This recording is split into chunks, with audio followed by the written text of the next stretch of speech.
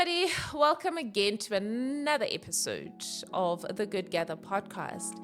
And this time around, I've got somebody to speak to us about something I really love, and I think we all love, which is pitching money. And so in today's episode, it's part of the money series that we will be doing. We'll be speaking about finances and different aspects of financing: personal finance, marriage and finance, business and finance, investments, and all of that. So so stay tuned and you will learn a lot more. This episode is more educational and personal, so let's get into it. Mrs. NKOSI, MAMOHAU NKOSI, how are you, ma'am? Hi, fine, and how are you? Thank Thank you for having me. It's a pleasure, ma'am. It's a pleasure. So I had a great time reading your book, right? And I found that not only is it about money, but it's also your personal story, right? I actually love that about it because it didn't feel like I was reading a textbook. It felt I was reading somebody's real life journey when it comes to money. Tell us about yourself and how we got from engineering to this. Okay, yeah, look, like any other black girl, child, I grew up at Lokshini. But unfortunately, Details. What yeah, at details? Davitoni, at what? So it was a squatter camp, really, where I grew up. So the uncomfortability of it all is what made me feel good. Because I would go visit my friends and I would see actually a proper house. And then I guess that's why I started in wanting more for myself. So I grew up in that environment, luckily ngapasa kahle, matric. And then everyone encouraged me, would say, hey, generic engineer, I didn't even know what that was. Then I jumped into it. Luckily, civil is such that you can choose a stream, any stream that is comfortable to you. So I went into construction because it incorporated with it management. So I'm very big on managing people, not just but in a sense that I take pleasure in seeing them grow. Almost like an informal mentorship type relationship, yeah. Because I believe very much in people's potential. So that's how I ended up there. However, as I was doing this work thing, I realized the way in which I'm managing my finances is just not on. And like any other person, I wanted a moto, I wanted house. Yes. Everything. However, because there is still black tax, I had to help Ekaya and whatnot in building a proper house and whatnot. So, but as must hamba, like through nje rumors, you hear, hey, you must buy property, all of that. I got into it, like in Tenga, one house there, one house there. And in actual fact, it was because I had to move from a Wheatbank. I was staying in Wheatbank. I had to move to the Western Cape. So the house in Wheatbank azange ngiyithengise. So I started having income and I saw, and I mean at the time I was still owing about 1,000 rand, and the income was 5,000. I'm like, Yes. so I don't have to wait for my salary, all of that. So, but now even though I was doing that, I was not managing imali kahle and whatnot. So it was all just spending, blower. Yeah, but living my because best life. now it's not just my salary. And of course, my rental comes after maybe a first week when this money is like ngathi seyiphelile sozolinda yabo, and then besiyangena bese kuba mnandi futhi. So over time I'm like, man, this is nice. And then I had to move again from Mossel Bay back to Joburg because I was about to get married. And then nayo indlu leyo ngayishiya.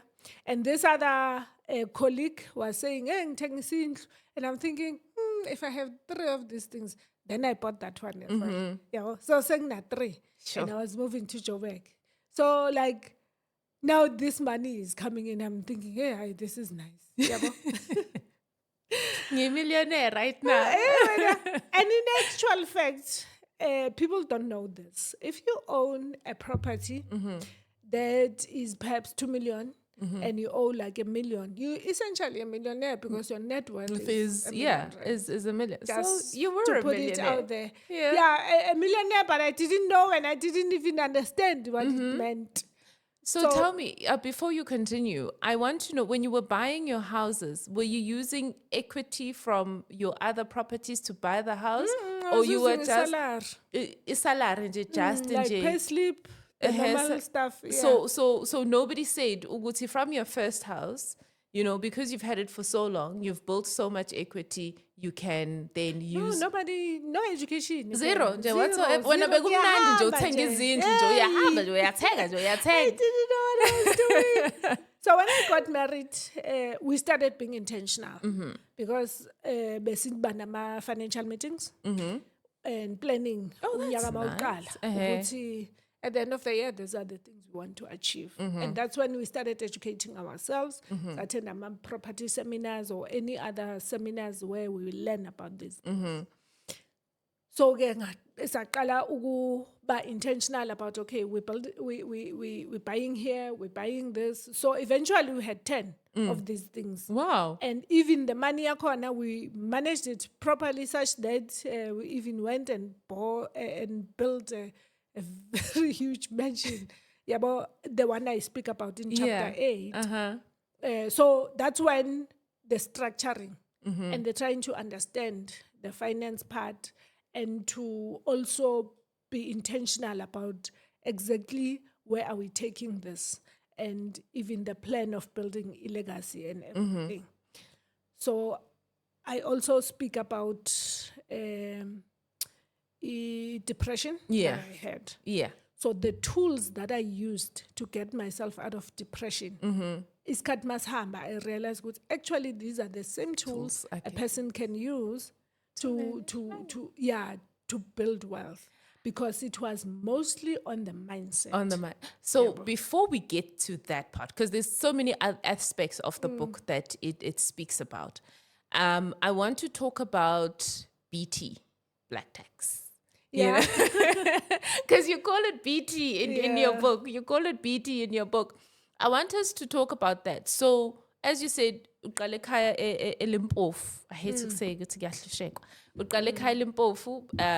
That was no circumstance of your own, right? And then wakula, and you realized ukuthi you have to give back home, right? You have to give back home. So now, how did that change? Because initially, you then, you were out there studying, you had your first job, right? Different black tax is expected from you, right? And then you started, acquiring all these properties and earning an extra income. Different expectations are had. And even though sometimes you don't communicate to your family, ukuthi isimo somnotho sami ngathi siyanyuka ke manje sengisemafutheni, but they see you, they see the car you drive, they see the clothes, the phone, ukuthi hayi man ngathi konke khona la. And then also I want to know about how also again the expectations changed when you got married and they sing ukuthi senakhe this mansion. So I want you to take us through those 3 phases of a black tax. What were the expectations and how you managed those expectations? Because we find a lot of young people, they start working, first job, segmele uqale wakhe ekhaya, like you did. And you're still an intern, Jal. You are still an intern, right? And then already futhi kuney'ngane zakini ey'ncane ekumele uyifundise, something you talk about in the book, right? So I want, and obviously it's not just that, also kumele wondle futhi month on month, these people need to eat. So how did you manage all of this? Luckily my family really wasn't demanding. I think futhi because of structure, lomkhukhu kade sihlala kuwo was just falling apart.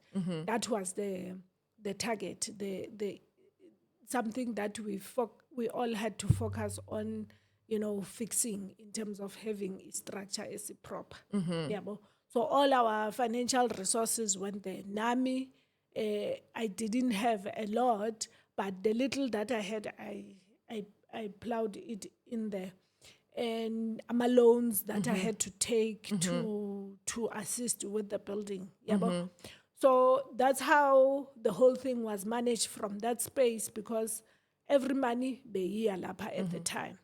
But as I was growing in this, firstly, I started being proactive. Which, should anything happen ekhaya, I should at least have money set aside for that. And secondly, you teach them, which for you, this is what is available monthly. Yabo, mayiphelile, you wait for another month end. So the emotional blackmail azange bekhona from you, because sometimes, it's the parents know, or the family knows how to pull at the heartstrings. So it's, oh God, hey, No, I was really lucky. I was really lucky with that, and perhaps naminje, I was just not buying it. So I was just because it meant that for me to help, I had to manage that boundary so that I don't get resentful. Because So that's another thing that comes from, Yes. and I think that's why there is such a negative connotation to black tax, because the family is demanding, and the person then builds resentment towards the family. So you were truly blessed by. I was blessed. So nakhona sometimes ukuthi bangabi demanding, it's because you set the boundary well off in advance to say, Bagwetu, this is how much we're working with. People must make this work until the following month. So ganjalo, it takes a while for people to adjust, but the moment they understand, yabo, and then when now you know ukuthi ikhona le that you're setting aside for any emergencies. If something happens, you know ukuthi angeke uloku babaleli ngomonth end. You'll just put it in there. So that way, you don't really leave much room for Rama blackmail. Yabo?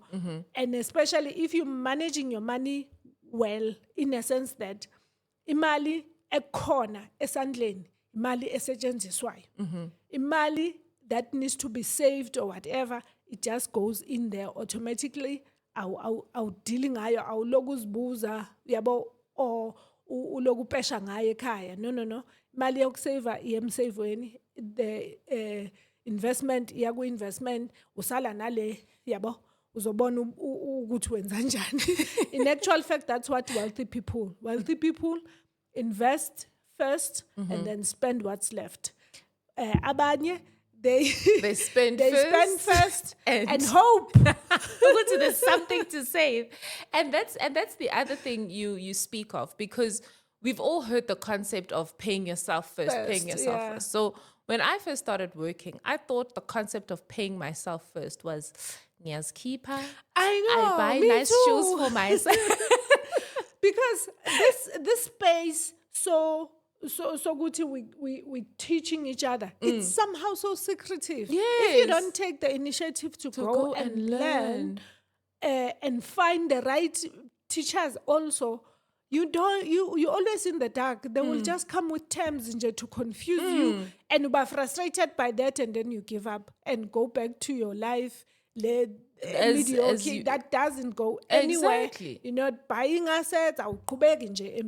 Because the thing is, if financial management, right, personal financial management and personal wealth management is something, it's almost like taboo, or it's a secret, and we all know, we just know ukuthi hand to mouth. And then what I started doing when I realized ukuthi that's not what paying myself means, I then start saving. But what am I saving for? Exactly. This is why I divide on chapter 1, my savings into 3 different savings. I don't know if you saw that. And the other one is you saving for your future investment. I call it EFF. Yes, I saw. I was like, EFF. Because it's, okay, guys, so this book, it's not just a book. It's a manual. Because, no, because there are practical examples here. You even put tables in the book, right?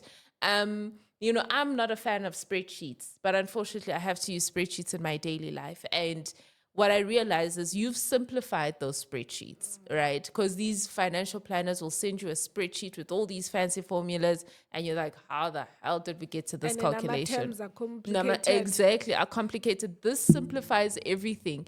And it's a spreadsheet on like an A4 piece of paper, and then you literally it write yourself, Tata yeah. calculator, plus and minus, and that is it. So that's what I appreciate about the book.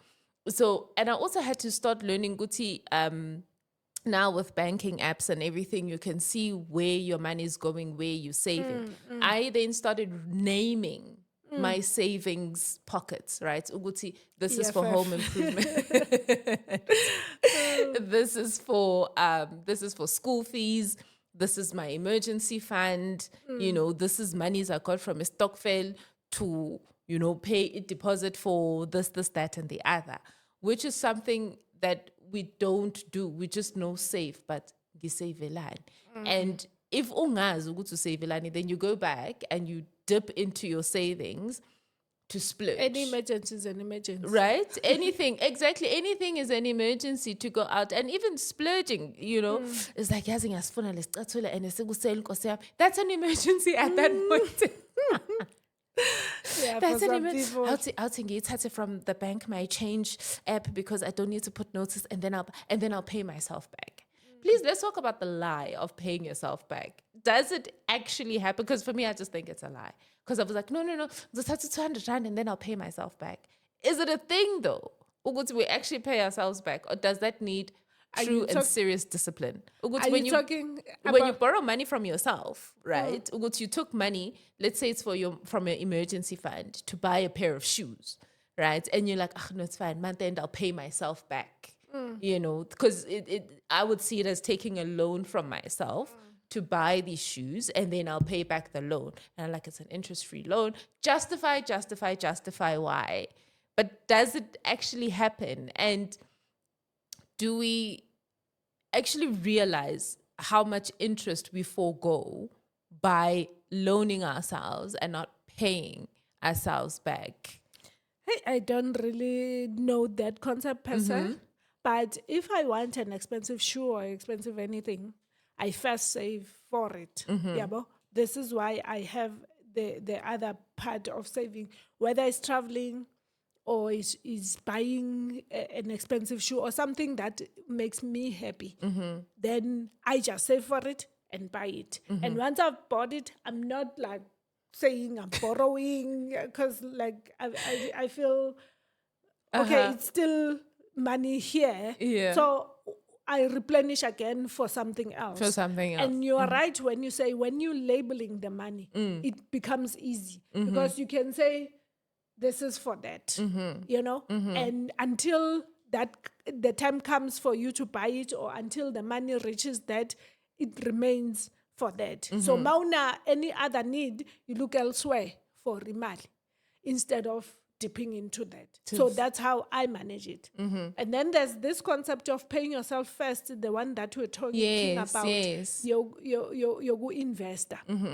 So in other words, imali that comes to you, which is a salary, you allocate a portion of it to something that's gonna make it grow. Yeah, so that is paying yourself first, because what you're saying is that mama money, go and give birth to baby monies, so that I can ngidlela my baby monies instead of the mama money. So I think they saying is paying yourself first, because it's buying an actual asset that you can just keep there. The money can just keep coming. I mean, that is paying yourself to the ultimate, you know, because the initial investment doesn't just disappear. Yeah. Which is the opposite of what we do. Masiqala ukusebenza. Imali iyangena iyaphuma izinama. And sometimes wenzeni ngaleyo mali. Because there's no plan, there's no intention to it. There is no understanding even ukuthi how does money work. And the moment you start having assets bringing you income, money starts working for you instead of the other way around. Yeah, Speaking of that, you also speak about side hustles, how the importance of having a side hustle that brings you money on the side. Asikhulume ngaleyo. Maybe let me clarify. You see, with us, it's a bit too late. This is why I give talks at high Us school level. as our age, or us as Us as our age, as middle class. Because no, I'm talking about people who are already working, who actually get to pick up this lingo and information as we go along. Our mistakes have already been made in terms of the cars that we have bought, the houses that we have bought. So ngamama kasesingenile vele kuma-debt. So we have two choices if we want to build wealth. The first one, either you reduce your lifestyle, right? Which, yes, either you reduce your lifestyle or you bring in more income. So the more income thing is the side hustle. Okay? So this is just to supplement your salary. And it's not that increase the lifestyle some more, but it's to say, since I don't have or I can't squeeze anything else from this lifestyle that I have, let me get the money that I am going to find somewhere else and use for investment instead. And I mentioned that to say it will be pointless to have a side hustle and add on lifestyle. Kanti, if bowunayo is side hustle, but it is able to elevate you, then you have a chance at acquiring the wealth. So And side remember, hustle is not to buy my BMW, it's to just maintain and live comfortably. Remember, if you buy a BMW and you use it for Uber Black, that's still fine because it's an asset that's bringing you money. But if you buy in the BMW so that is obabonisa lokshini, now you have arrived, then I would say no. So and also this concept of having credit work for you, right? How do you see that as a way of acquiring assets? And because for us as Black people, credits, clothing accounts, I see how you roll your eyes. A credit card, it's not for emergencies, but it's just for the sake of, like, how did you use credit to work for you? Yes, I get, you bought assets and things, but how did you later on, when you started consolidating everything, making credit work for you? So, the nicest thing about having a proper unit that, just like we did by having a proper unit, and maybe from time to time you throw in a little bit extra in there, is that number one, when the value of that house grows, you can borrow against it. So if eventually our strategy, I'm saying our loosely, our strategy moved towards now buying a land and building units, right? So the money that you're gonna use for building units will come or must come or can come from the units that you already have. So you can borrow from each. If you bought the house for 500,000 and the value now is 600,000 and you've paid up to, like, you now owe 400,000, you have an equity of 200,000 that you can borrow up a foundation. And then if you have 12 units that you want to build, you can build the 5.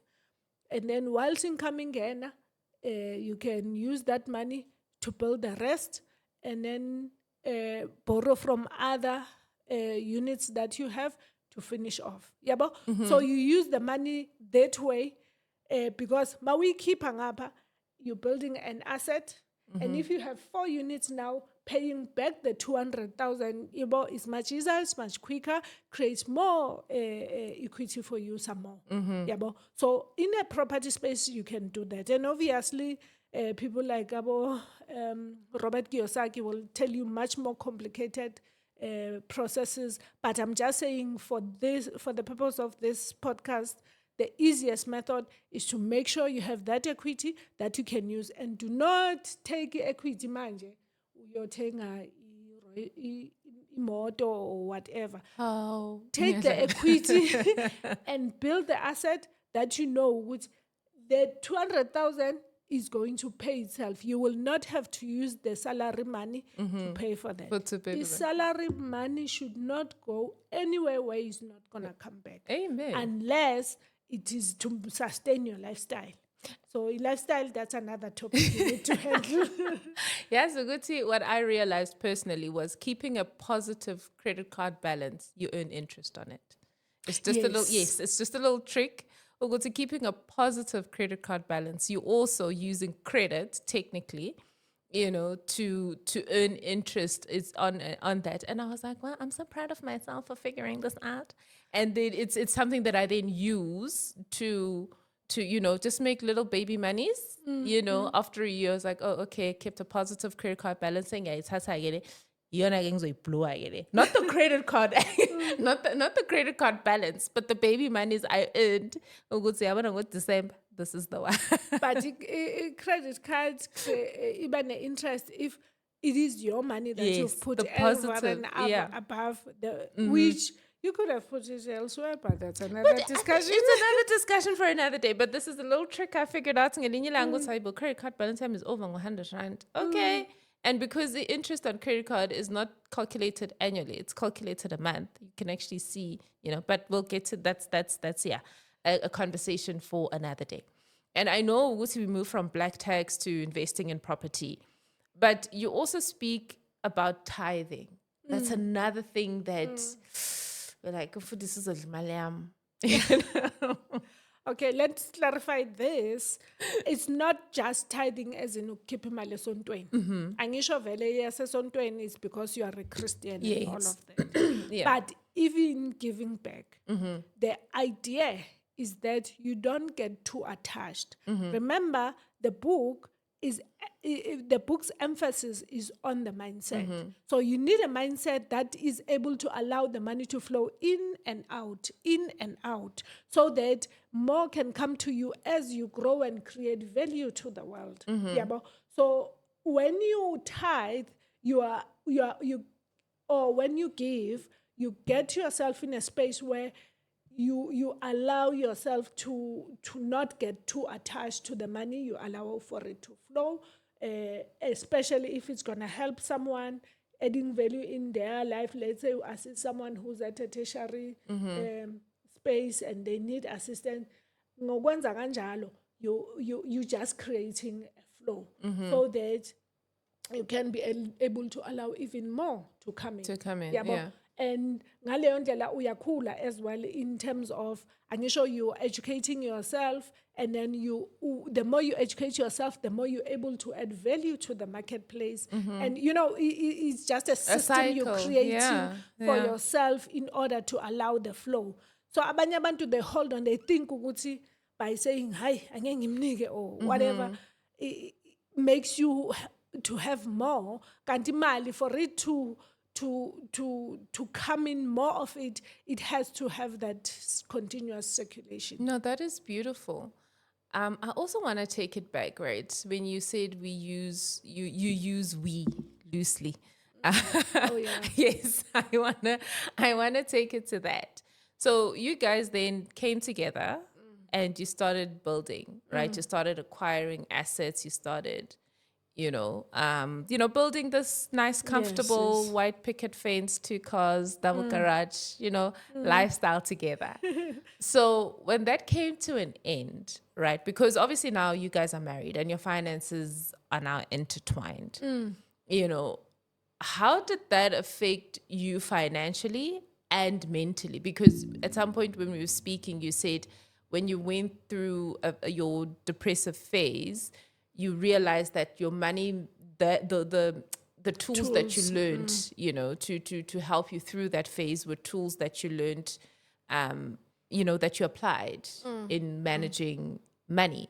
So take me through that process. The white picket fence is up, beautiful 2 dogs, 3 kids, fancy cars, 2.5 kids, exactly.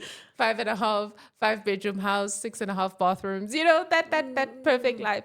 So when that, I don't want to say came crumbling down, but that when ended, the dissolution of that, I need you to, speak us through the legalese side of it, the emotional side of it, and the financial side of it. let me start with the emotional side of it. It's unfortunate as you grow as people, it gets to a point sometimes where your future is no longer the same. You're not picturing the same things for yourselves and for both your futures. So that's when sometimes roads have to part. And it's not because hey ubani movie kudlula ubani, but marriage is two people and decisions are made, abantu about two.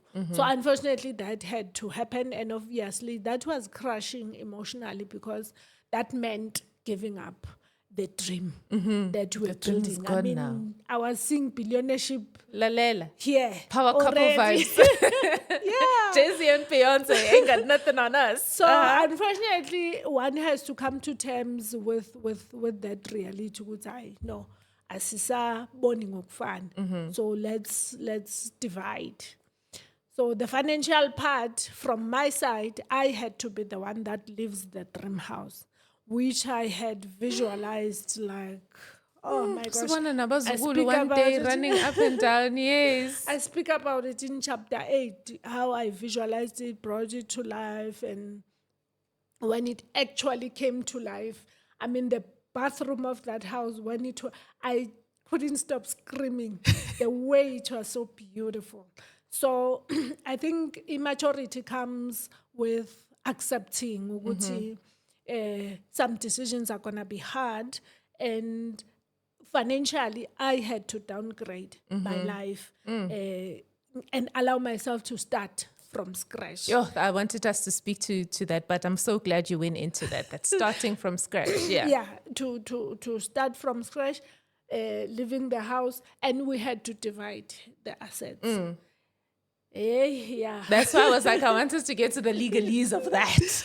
Well, luckily, out of the 10, only 3 that we had to sort of argue each other's case to say, let me take this one. Yeah, but, because of the value and the fact that 2 of them were paid off, and so we had to sort of negotiate around that. Nakhona still it was amicable, besingahwebani. Oh, that is beautiful. Yeah, we were just each one stating, I mean, that this is the reason. This ngifunela loku when but you have the so it was still a normal civil discussion. Sahlukanisa ke. And then ngathatha loku engikuthatha yona. I think I ended up with 6 properties. 2 of them were lands. And then, I had to start my life from scratch. And I think, in a way, and if you are a believer like me, it becomes a blessing in disguise, because when I eventually get my billionaireship or reach that level, I can always say, actually, life can knock you down, uqale phansi, and build yourself up. And I'll be talking about something that I have done and the tools that I apply. That's why my message never changed, because manje sengihlala in a smaller house as opposed to because if my mindset is right, I still continue to build. And I'm happy building, because as I'm going through this process, I'm learning, I'm growing, I'm becoming stronger.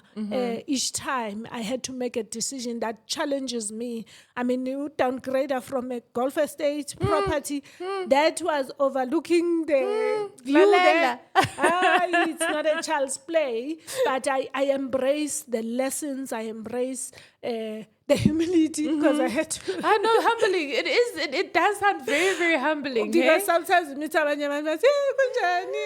I'm like, oh, so sad. So it's quite an interesting thing, and I still continue speaking about wealth even from that position. And this is the message that I don't want people to miss, that you don't have to have achieved the wealth for you to know ukuthi hayi kahle kahle mina ngiyophelela lapha, and to still continue visualizing and dreaming and striving for that type of a future or dream that you have. That is beautiful. And I love how you say you're a believer, because it comes across in the book as well. Oh, wow. Right? It does come across in the book as well. That's why I had mentioned tithing earlier. It comes across in the book, and I love it because, guys, you know, when you hear people say, go to this book is an easy read, like for me, it also feels like I got to know you, right? Because it's written from a personal perspective. It's not written by some rich white American guy who's had all the privilege in life. And then he comes and he writes the book. So this is me taking a pause right now to say thank you Oh, wow. for this book. You know, we might be halfway through the episode, but I just wanted to say thank you, because I connected with it. I love reading autobiographies and fiction, because in some instances I can relate, right? Non-fiction. But this book is non-fiction. It is real. It is your story. I can relate to it. I think my kids also are at an age where this book will make sense to them, and it will set them up for life. I read it from a Christian woman's perspective. I read it from a mom's perspective. I read it from a person who is in corporate and is pushing side hustles. So it is so relatable. And I would just want to say thank you, giving you your flowers now. Thank you so much. Before the episode ends, giving you your flowers now, just to say thank you for being vulnerable in the book, for speaking about your finances. With that said, you speak about a spirit of gratitude, right? A spirit of gratitude. You tell us about your rise and you tell us about your fall, but you're still grateful. How? And I'm sure that ties up with the episode, where you went through a depressive phase in your life, but you still managed to be grateful. Gratitude, I think of all the tools, is the one that actually pulled me out of a depression, because it said that no matter what you're going through, no matter how dark a hole you are in, there is one thing that you have to be grateful for: being alive, being able to breathe while others are on oxygen tanks, So there were other videos that I would listen to and, sing gratitude along. But I think they reminded me that I'm still here, and that on its own is one thing to be grateful for. And I'm still breathing. Like, literally, I'm healthy. All my limbs function. Dude, that's... You've got all your senses. So I think from that perspective, and then obviously moving on to what happens during the day, who are the people who are supportive to you, having a job, still having an income. It goes on and on and on. Now, gratitude, as far as the wealth space is concerned, it sort of creates an environment where you start seeing good things instead of bad things. But now you start seeing things as resources that you can use to create money or income or wealth.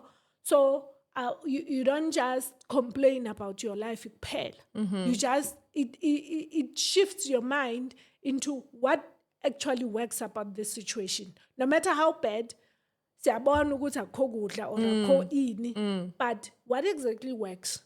How do I make this work to bring me income? Things like those. So that is the power of gratitude. And imagine going like that from when you don't really have much, and use the little that you have to elevate you to the next level. Ganjalo. And then, if you are in a space where you have quite a lot now, and everything that you see around you is resources, you're a walking gold. And faith as well. You speak on faith too. I thought this is our zalap. Oh, no, Sis Connor, we are here now. We're speaking gratitude, we're speaking faith, we're speaking positivity right now. Sis lapho man. So, yeah, ngizokhuluma nge-faith. It's gonna sound very, very spiritual. But you will be surprised to Bring learn. the spirituality, girl. Bring it. We are here for it. You will be surprised to learn ukuthi abantu who are building wealth, whether Christian or not, they use that element, the spiritual element, to sort of bring things to life. So if faith is just seeing the future that doesn't exist yet. Yeah, but I make an example ngayo lendlu ukuthi we would walk around again like in our land that we had just bought where we're gonna build. And then we would assume ukuthi actually usekishini la ukhona according to the plan. So usekishini that doesn't exist. So that's what faith is a substance of things unseen. So like as far as you are concerned, the house is there. Ingakabi khona, ingakabonwa, ingakafilwa, yabo. So if you see your wealth, if you see your future that way, the approach of your day-to-day life is totally different. Because we have whatever happens, awukho wena la. Ule phambili. You are there. And I want to speak also, right? I know I'm getting into a bit of a religious points right now. I want to speak about the spirit of abundance. You know, ngicela before sikhuluma nge-abundance ngiqedele part ye-faith yeah. yokuthi it's that seeing things ezingakabi khona. And the second part is hearing the voice of God. Amen. Of the Holy Spirit. The way you phrasing ngakhona, I said inner being in the book because you wanna include everyone. Yeah. So you need to put yourself in a space where you hear that voice clearly. Because now, when you're building something enjoying wealth, and for some of us, something that is meant to help other people, it is not actually into yakho anymore. You need someone to guide you, to tell you ukuthi kahle kahle lento yakhayo izosiza abantu abangaka. Yabo.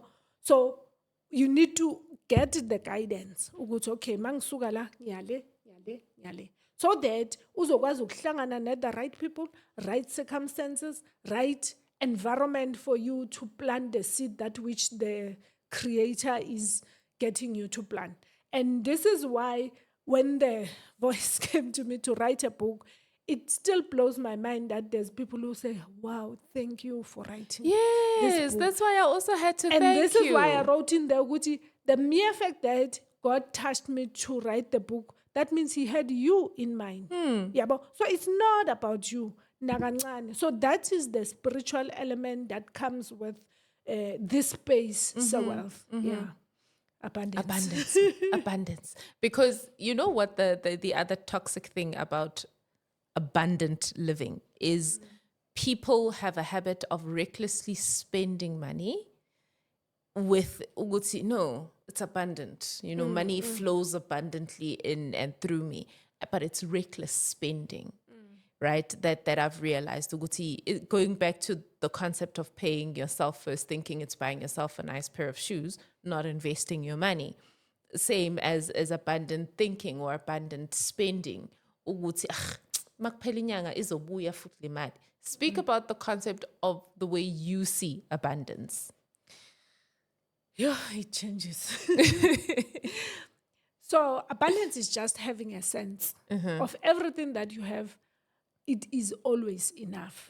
Yeah, but there are people who live a life of like where, hi, imali ayilingani, isikhathi asikho, like yonke into ayikho, kuyashoda now ukhathele. Yeah, you don't have energy. Yeah.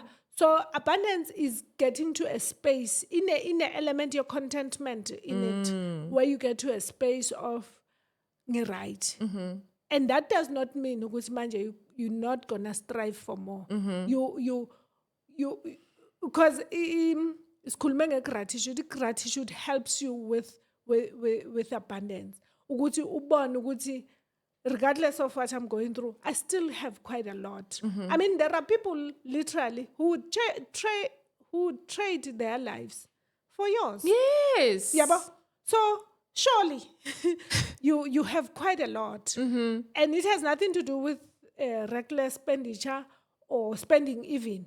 It's just being in a space where you know, which I have so much.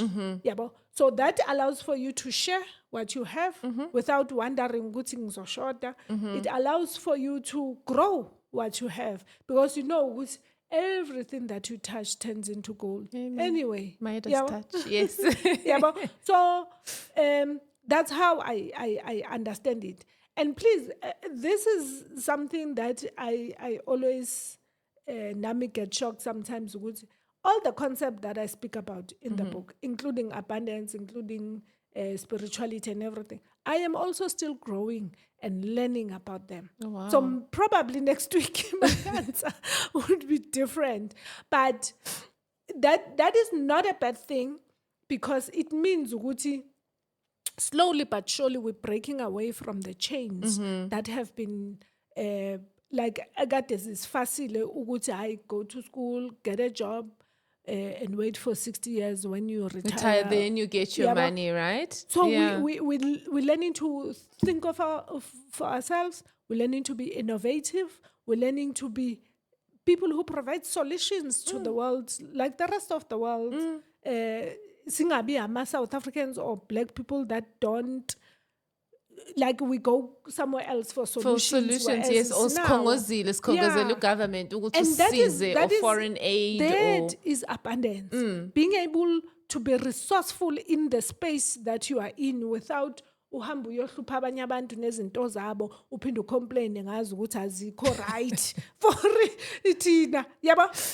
So abundance is that, and that's what it creates in a society as well yabo, ukuthi sikwazi ukuthi sithi masinezinto zethu sizenze efficient ukuthi sikwazi ukuthi okay, how do we make this work, how do we help each other, how do we grow each other, how do we support each other in our environment yabona leyo nto leyo, because sinago. And I mean, even having a powerful mind is a resource, is an abundance. Yeah, because a mind can create a whole lot of other things, can create a different world for you, your community, and the people around you. So that on its own, that's how I look at it. See, it's just that we need to shift our mindset so that we can see. It's not a matter of ukuthi imali soyilanda somewhere. Yeah. We just need to open our eyes and see it. Now tell me, is that where the idea or the birth of your NPO started? You educating, because you had the knowledge, right? In abundance, right? Is that where it all started, Uguti? Like looking at life like that, ukuthi ngizoqala le NPO and I'm going to teach young children and, you know. Actually, it was not as organized as that. I just felt, apparently this is how you find your purpose in the world. When something bothers you, to a point ukuthi hayi man, asiyenze kanje lento le. Yabo? So I mean, I was like, but why labantwana laba mababuye esikole mabaphuma esikolweni baye tertiary mabaphume tertiary baphinde bahlale ekhaya? Hayi, it's not right. Ithi ngiyobatshela yabo ukuthi no, you don't have to do that. So that's how we started. So I would just stand up and say, ma'am, awuthi ngikhulume nalabantwana bakho yabo, and then I went there, I spoke to them, and then that's how we. So like, because I've got people who assist me, my assistant, my partners and whatnot, they're like, hey, let's do a NPO because it has to be organized, it has to be structured, you need to be able to ask for sponsors, you need to be able to collaborate with other people. That's why I call myself an actionist, because I act first, and then redirect, then the solution. And I love that, and I appreciate that about you so much. What I picked up also from your book is the whole concept of show me your friends and I'll tell you who you are. Because also having people around you, like-minded people. And I like your concept, Robert Kiyosaki, where he says he knows a little bit about everything, but he hires people who know a lot about one thing. And I think that is when I read, the first time I read Rich Dad, Poor Dad, that is the one concept I hired. And my friendships as well, you know. I've got friends when a person says, "Uguti, yes, Uguti, I need X, Y, and Z." I'm like, I know someone, you know, building that community. And I think through the NPO and through the people you work with and who work for you, you have managed to, you know, was that intentional? Look, what I do, I ask you to do something for me. Like, ngicela ungenzele video, put subtitles, and I saw, oh, this one is good with this. But now I also observe how your attitude is towards that.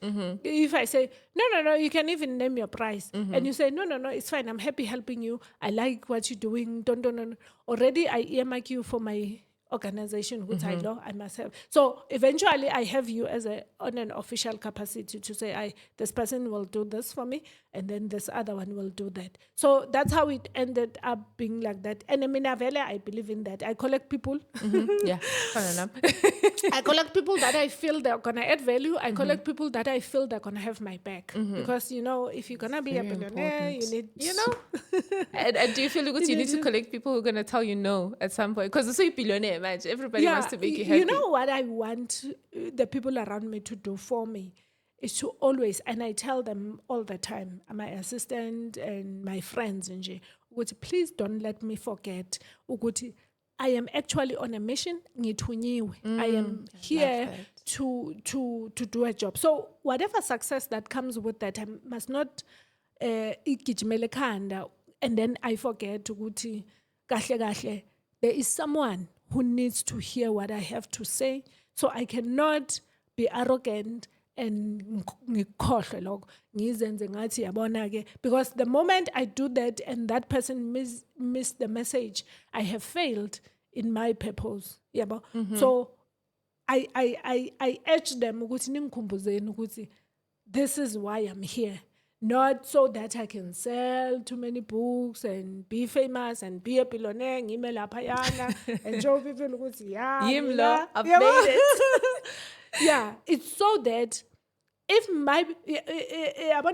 what I do as well, I learn from other billionaires and other wealthy people.